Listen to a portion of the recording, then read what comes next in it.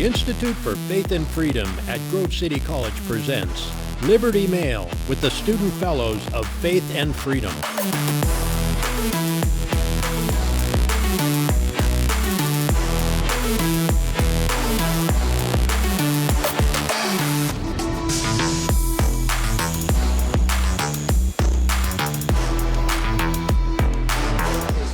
So how do you think we can return to a more traditional understanding of conservatism rather than this pseudo-libertarian conservatism that has really pervaded the movement? It's already happening.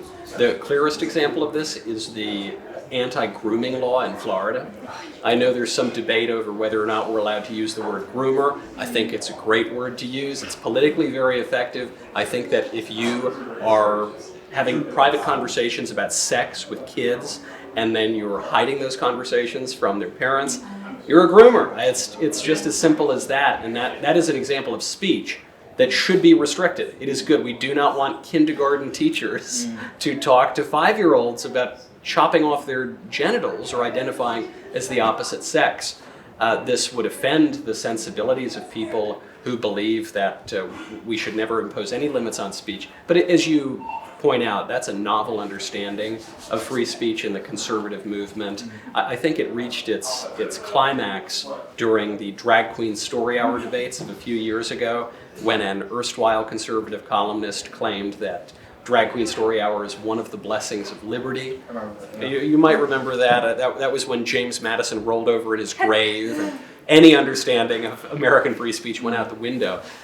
So that's happening, and Donald Trump, I think, was responsible for that in part, and Ron DeSantis has run with it, and so we're on the right track there.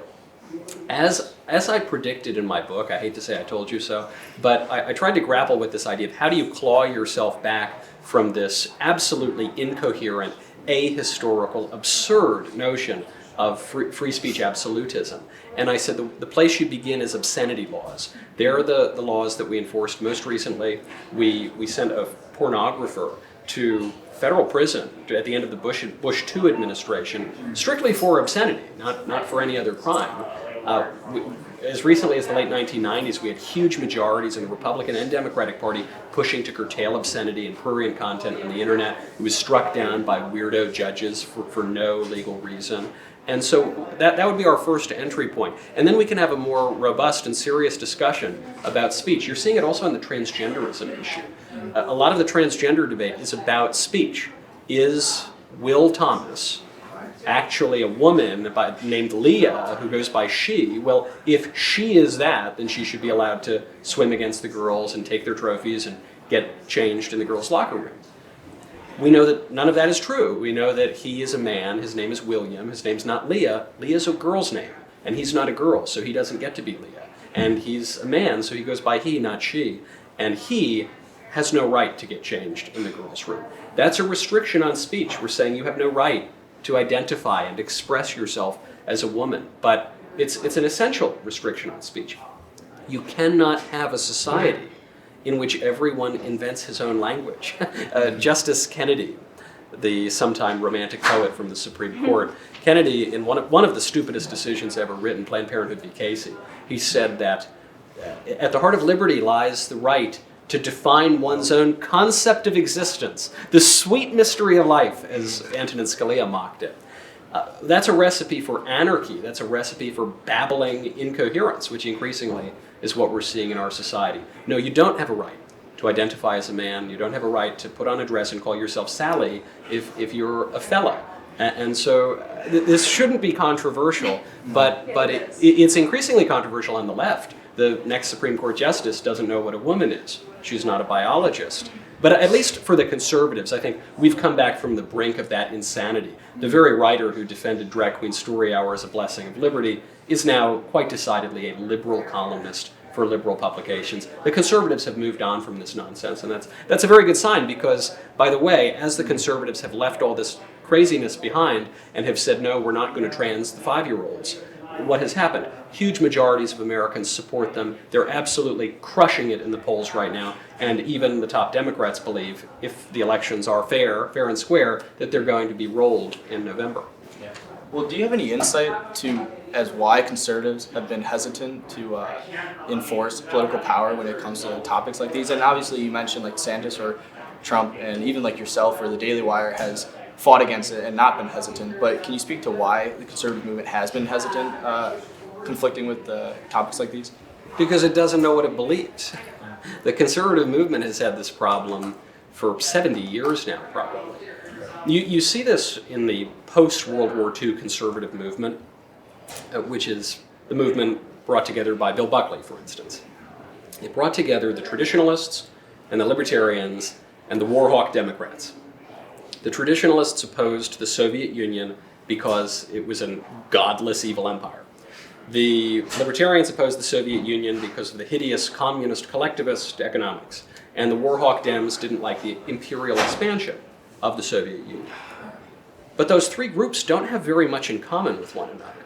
And so what you get when you have an alliance of those three groups is a retreat, a collapse to the lowest common denominator. We might not agree on the definition of marriage, even. We might not agree on all sorts of policy, but everyone likes a good tax cut, don't they? And so it became this, what Leo Strauss might have called the low but solid ground in a new American context, and it turns out the ground wasn't very solid.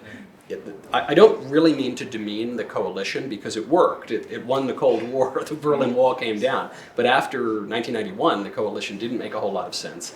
It fragmented. And so if all we can agree upon is deregulation, if all we can agree upon is cutting taxes, I love cutting taxes. I don't want higher taxes. But if that's all we can agree upon, then we're not doing anything. If, to your specific point, if all we can agree upon is to defend free speech in the abstract, then we're not going to defend anything at all, because free speech in the abstract doesn't mean a damn thing to people who don't have anything to say. Yeah, well, I think that might be all we have time for before your speech tonight. But before we go, a little plug for your book, Speechless, Controlling Words, Controlling Minds. Do you have anything more to say on that? Well, you've already said everything that I have to say about it. Right? You've already said everything I have to say, which is that people ought to go out and buy it. I was so pleased that the book sold well. The New York Times, of course, would not give me their listing on bestseller, but we outsold the #1 when it came out by something like 40%. The book was popular. It's coming out in paperback now because it sold well, and I'm really pleased because it's ironic, first of all, that a guy who got some notoriety for a blank book would then write a book called Speechless, which is actually about language. We're at both ends of the spectrum. And it's ironic, too, because the joke book was just a knock on Democrats.